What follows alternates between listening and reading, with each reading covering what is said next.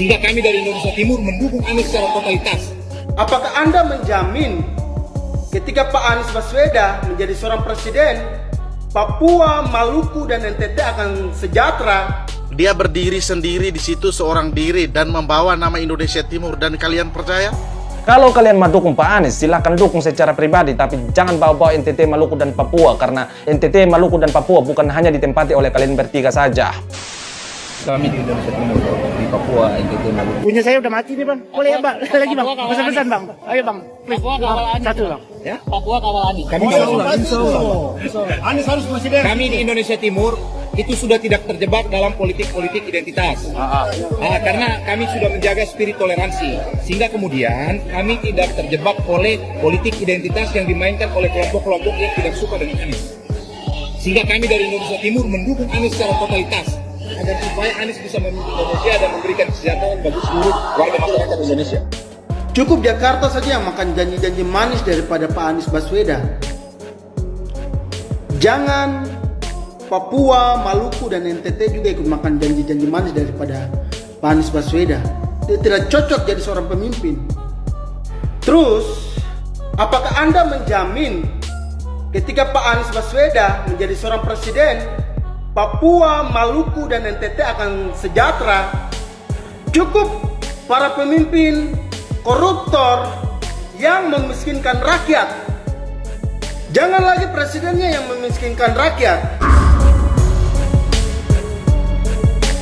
Supaya kalian tahu, Papua itu masih sangat kental dengan adat, budaya, tradisi, dan kepala sukunya, di mana mereka kalau mau mengambil suatu keputusan itu turun ke jalan beramai-ramai dan masih atas dasar komando dari kepala sukunya. Jadi satu biji seperti itu tidak mewakili Papua. Kalian masih ingat kemarin ketika Pak Jokowi berkunjung ke Indonesia Timur dan ada mahasiswa yang mau melakukan aksi demonstrasi namun dihajar oleh massa sampai babak belur? Karena Indonesia Timur masih sangat solid. Dan kami paham apa yang dilakukan abang itu.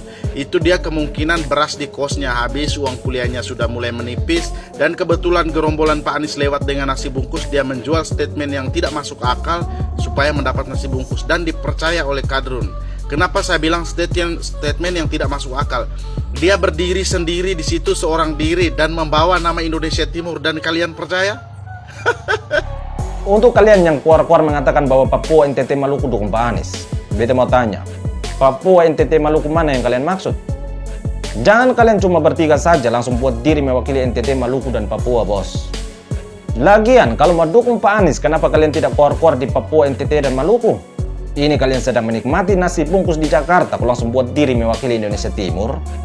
Lucunya lagi kalian mengatakan bahwa kami Indonesia Timur sudah tidak terjebak dengan politik identitas. Yang menjadi pertanyaan, sejak kapan Indonesia Timur bermain politik identitas sehingga kalian mengatakan bahwa sudah tidak terjebak? Yang suka bermain politik identitas itu adalah junjungan kalian. Lalu kenapa kalian malah lemparkan ke Indonesia Timur? Atau kalian sudah buta dengan apa yang menimpa Pak Ahok? Pak Ahok itu adalah bukti hidup dari jahatnya politik identitas di Jakarta. Lalu bagaimana bisa kalian mengatakan bahwa yang suka bermain politik identitas itu adalah kelompok-kelompok yang tidak suka dengan Pak Anies? Kalian jangan bermain kata-kata untuk menutup fakta yang ada, bos.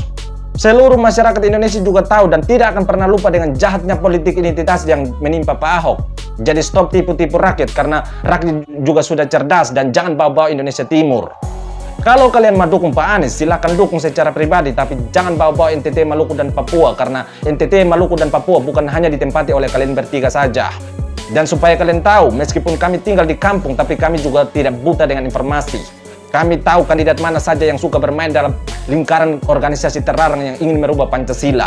Jadi beta ingatkan pada kalian, kalau kedepannya Pancasila dirubah, maka jangan kaget kalau NTT berdiri sendiri.